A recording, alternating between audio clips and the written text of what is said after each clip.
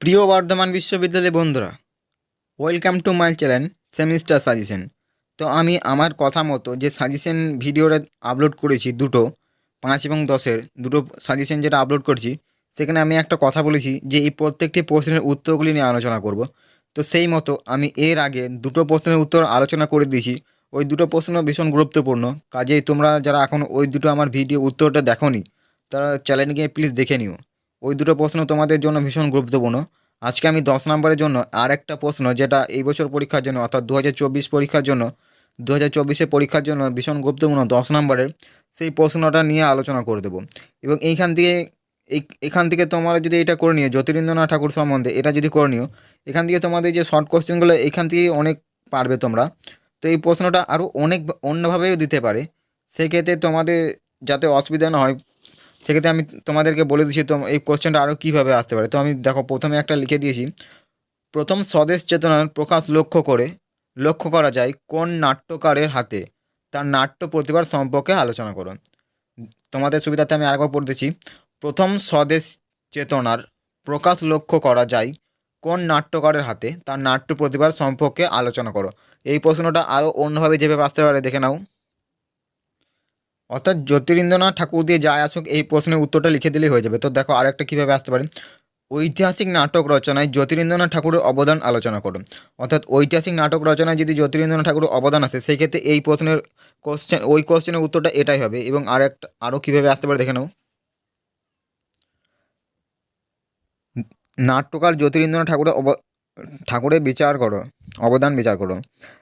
নাট্যকার জ্যোতিরিন্দ্রনাথ ঠাকুরের অবদান বিচার করো। আরও কীভাবে আসতে পারে দেখে নাও, আবার যদি এরকম আসে যে প্রহসন রচনায় জ্যোতিরিন্দ্রনাথ ঠাকুরের অবদান আলোচনা করো, সেই ক্ষেত্রেও এইখান থেকেই উত্তরটা হয়ে যাবে। তো এমনভাবে উত্তরটা লিখেছি যাতে তোমাদের জ্যোতিরিন্দ্রনাথ ঠাকুর দিয়ে যাই আসুক, তোমরা এই কোশ্চেনটা লিখে দিলে, এই কোশ্চেনের এই উত্তরটা লিখে দিলেই তোমাদের হয়ে যাবে। তো তো বুঝতেই পারছো কতটা গুরুত্বপূর্ণ এই উত্তরটা। তো চলো উত্তরটা দেখে নেওয়া যাক, জ্যোতিরিন্দ্রনাথ ঠাকুরের নাট্য প্রতিভা সম্পর্কে আলোচনা। তো চলো, জ্যোতিরিন্দ্রনাথ ঠাকুরের লিখতে গেলে প্রথমে স্বদেশ চেতনার প্রকাশ লক্ষ্য করা যায়। বাংলা নাট্য রচনার মধ্য পর্বে আবির্ভাব নাট্যকার জ্যোতিরিন্দ্রনাথ ঠাকুরের 1845 থেকে 1925। বাস্তব জগৎ এবং প্রত্যক্ষ জীবনের খলস ত্যাগ করে নাট্য জগৎ যখন আদর্শবাদের পথে পা বাড়াচ্ছিল, তখন সুনিপম নাট্যশিল্পী জ্যোতিরিন্দ্রনাথ ঠাকুরের হাতে নাট্যজগৎ সেজে উঠেছিল। একথা সত্যি, কোনো মৌলিক প্রতিভার প্রেরণায় উদ্বুদ্ধ হয়ে তিনি নাটক রচনায় প্রবৃত্ত হননি। অনুকরণ ও অনুবাদই ছিল তার প্রধান বৈশিষ্ট্য। এই যুগ্ম বৈশিষ্ট্যের দ্বারাই জ্যোতিরিন্দ্রনাথ ঠাকুর বাংলা নাট্য সাহিত্যে আদিযুগ হতে মধ্যযুগ পর্যন্ত একটা সেতু নির্মাণ করেছেন। একথাও মানতে হয়, তিনি বহু সংস্কৃত নাটকের অনুবাদ করলেও তার মৌলিক নাটকগুলি মধুসূদন প্রবৃত্তিত পথ ধরেই এগিয়েছে। ইংরেজি আধা, ঐতিহাসিক আধা, রোমান্টিক স্বদেশপূর্ণ ট্র্যাজেডির আদর্শ এখানে অনুসৃত হয়েছে। জ্যোতিরিন্দ্রনাথ ঠাকুরের নাটকগুলি হলো ঐতিহাসিক নাটক। জ্যোতিরিন্দ্রনাথ ঠাকুরের আমি প্রথমে বলছি যে ঐতিহাসিক নাটক দিয়ে এলে এইটাই উত্তর হয়ে যাবে। তো দেখে নাও ঐতিহাসিক নাটক কতগুলো ছিল, সেগুলো দেখে নাও। পুরবিক্রম 1874 খ্রিস্টাব্দে, সরোজিনী 1875 খ্রিস্টাব্দে, অশ্রুমতী 1879 খ্রিস্টাব্দে, স্বপ্নময়ী 1882 খ্রিস্টাব্দে। এক্ষেত্রে তোমাদের একটা গুরুত্বপূর্ণ কথা জানিয়ে দিই যে এইখান থেকে জ্যোতিরিন্দ্রনাথ ঠাকুর দিকে যে একটা শর্ট কোশ্চেন আসতে পারে, যে এরকমভাবে একটা শর্ট কোশ্চেন দিতে পারে যে জ্যোতিরিন্দ্রনাথ ঠাকুরের দুটি ঐতিহাসিক নাটকের নাম লেখো।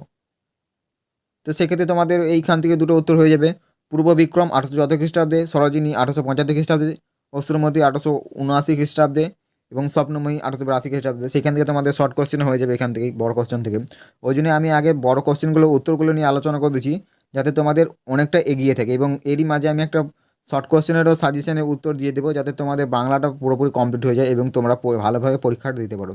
তো এবারে দেখো, প্রহসন দিয়ে বলছি যে প্রহসন যদি আসে জ্যোতিরিন্দ্রনাথ ঠাকুরের প্রহসন, সেক্ষেত্রে আমি এমনভাবে উত্তরটা লিখেছি যদি প্রহসন দিয়ে এলেও এইখান থেকে উত্তরটা লেখা হবে। তো কিছু প্রহসনের নাম আমি দিয়ে দিচ্ছি প্রথমেই। কঞ্চিত জলজক 1872 খ্রিস্টাব্দে, অলিক বাবু 1877 খ্রিস্টাব্দে, হঠাৎ নবাব 1884 খ্রিস্টাব্দে, হিতে বিপরীত 1896 খ্রিস্টাব্দে, দায়ে পড়ে দ্বার পড়িক 1390 বঙ্গাব্দ। এক্ষেত্রে তোমাদের শর্ট কোশ্চেন দিয়ে দেবে যে জ্যোতিরিন্দ্রনাথ ঠাকুরের কয়েকটি প্রহসনের নাম লেখো। সেক্ষেত্রে এইগুলো দিয়ে দেবে।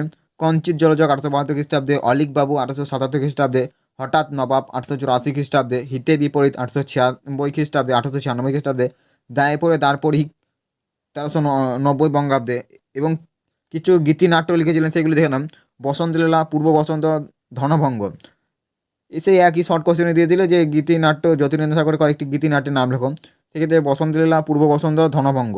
অনুবাদ এবং কিছু অনুবাদমূলক নাটক রচনা সেগুলি হলো অভিজ্ঞানাম শকুন্তলম 1899, উত্তরচরিত 1900, মিচ্ছকটিকম 1901, মুদ্রা রাক্ষস 1901, বিক্রমবর্ষী 1901। তো এগুলো কিছু অনুবাদমূলক নাটক হলো। এবারে আমি ঐতিহাসিক নাটকটি সম্বন্ধে পুরো আলোচনা করেছি, দেখে নাও। ঐতিহাসিক নাটক ঐতিহাসিক নাটক 1665 খ্রিস্টাব্দে ফরাসি নাট্যকার জা রাসেন এক্সেলেন্ট দি গ্রেট নামে যে নাটক রচনা করেন, এই জ্যোতিরিন্দ্রনাথ ঠাকুরের পূর্ব বিক্রম নাটকের ভিত্তি স্বরূপ ব্যবহৃত হয়েছে।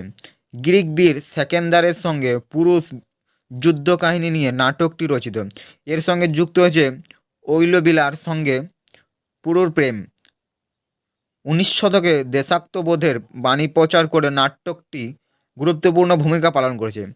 এই নাটকের একটি প্রাণ প্রসঙ্গে স্মরণীয় এই নাটকের একটি গান প্রসঙ্গে স্মরণীয়, সেই গানটি হলো মিলবে সবে ভারতের সন্তান, একাতান মন প্রাণ গাও ভারতের যশগান। মিলবে সবে ভারতের সন্তান, একাতান মন প্রাণ গাও ভারতের যশগান। তো এইখানটা কিছু মিস্টেক আছে, তো এইখান থেকে দেখে নাও। চিতোরের রানা প্রতাপ সিংহের শেষ জীবনের একটা কাহিনী জ্যোতিরিন্দ্রনাথের অশ্রুমতি নাটকের কথাবস্তু। প্রতাপ সিংহকে শিক্ষা দিতে মানসিংহের প্রতাপ সিংহের কন্যা অশ্রুমতিকে মোগলদের হাতে তুলে দিয়েছিল। মোগল সেনানায়ক সেলিমের সঙ্গে অশ্রুমতিকে মোগলদের হাতে তুলে দিয়েছিল। মোগল সেনানায়ক সেলিমের সঙ্গে অশ্রুমতির প্রণয়ন এবং শেষ অশ্রুমতির যোগিনী জীবন যাপন নাটকটি প্রাবান্ত করে তুলেছিল। এবং পরের প্যারা দেখে নাও। বর্তমানে রাজা কৃষ্ণরাম রায়ের বিরুদ্ধে শুভ সিংহের বিদ্রোহের কাহিনী অবলম্বন করে স্বপ্নময়ী রচিত। কৃষ্ণরামের কন্যা স্বপ্নময়ী ও শুভ সিংহের প্রণয়ন কাহিনী ওই নাটককে নাট্যরস সঞ্চিত করেছে।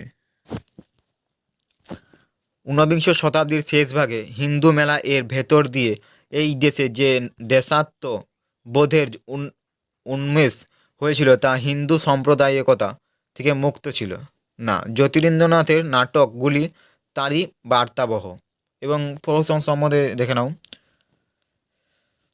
জ্যোতিরিন্দ্রনাথের প্রথম প্রহসন কঞ্চিত জলযোগ। এইখান থেকে তোমাদের একটা যে গুরুত্বপূর্ণ শর্ট কোশ্চেনটা আসতে পারে, এগুলো আমি তোমাদের বলে দিচ্ছি এই কারণে যে তোমাদের জন্য মনে থেকে যায় শর্ট কোশ্চেনগুলো। যেখানে আমি একটা শর্ট কোশ্চেনের সাজেশনটা দেবো, সেখান থেকে তোমরা যেন অনেক কমন পাবে। ওখান থেকে বড় কোশ্চেনগুলো হয়ে গেলে যেন তোমাদের শর্ট কোশ্চেনটা অনেকটা হয়ে যায়, এগিয়ে যায়। সেই জন্য আমি আগে বড় কোশ্চেনের উত্তরগুলো কিছু আলোচনা করে দিচ্ছি। তো দেখে নাও, জ্যোতিরিন্দ্রনাথের প্রথম প্রহসন কী হলো? প্রহসনের নাম কি? কঞ্চিত জলযোগ। এর বিষয় অতি সাধারণ। পেরুরাম ও বিধুমুখীর কথা নিয়ে এই নাট্য আখ্যান গঠিত হয়েছে।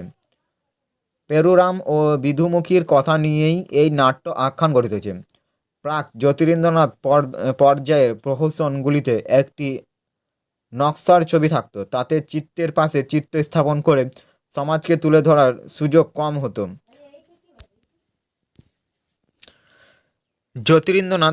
জ্যোতিরিন্দ্রনাথ প্রথম প্রহসন দৃশ্য চরিত্র ঘটনা এমনভাবে বাঁধলেন যাতে শেষ মুহূর্তে না আসলে সাম্যক তাৎপর্য উপলব্ধি করা যাবে না।